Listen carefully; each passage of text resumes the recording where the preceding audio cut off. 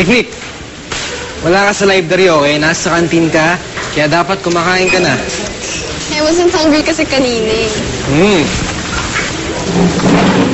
Hinihintay mo ako, no? Excuse me? Tara na kasi kumain na tayo. Gutom na din ako eh. Ba't nga pala nag-iisa ka?